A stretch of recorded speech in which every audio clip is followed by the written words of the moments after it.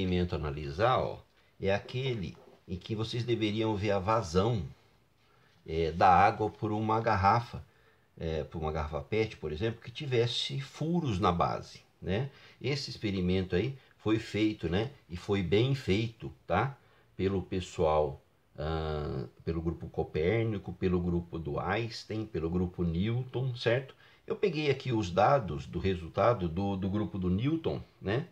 Só para uma questão de estarem mais próximos àquilo que será a conclusão matemática, tá? Então, o que foi feito? Foi colocado uma quantidade de água num recipiente que tinha um furo. Tampou-se o furo, quando abriu, mediu o tempo para a água vazar.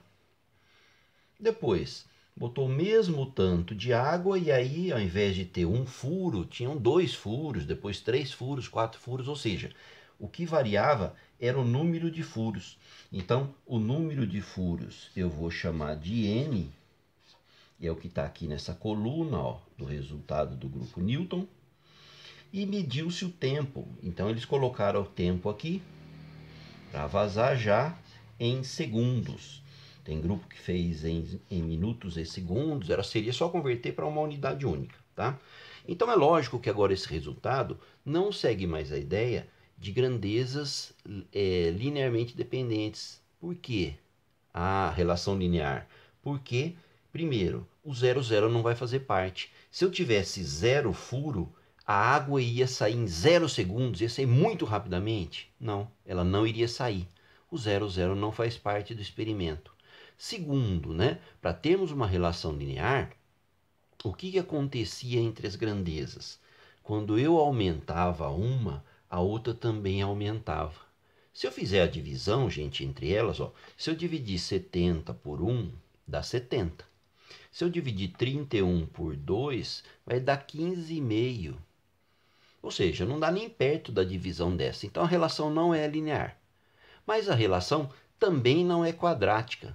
Por quê? Porque continua aquela ideia, aumentando o número de furos, o tempo não está aumentando. Se ela fosse quadrática, deveria aumentar, tá? Então agora é aquela que a gente chama de relações inversamente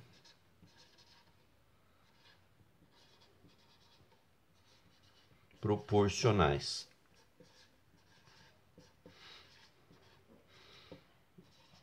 Por que as grandezas são inversamente proporcionais? N e tempo.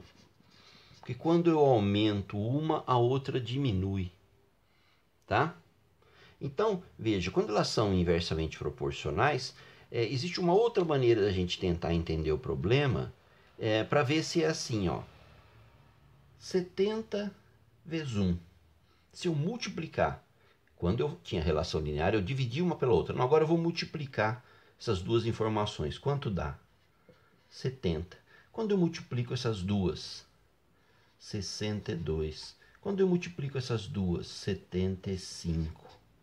Quando eu multiplico essas duas, 68. Veja que o resultado dá muito parecido entre eles.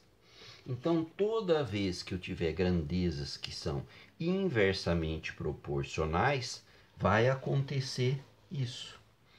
Uma multiplicada pela outra é que vai dar um resultado constante. E aí a gente tem que descobrir qual seria essa constante, tá?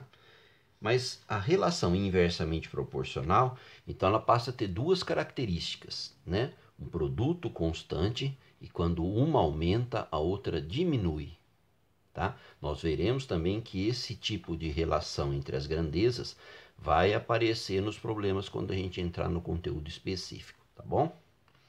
Então é isso aí, um abraço.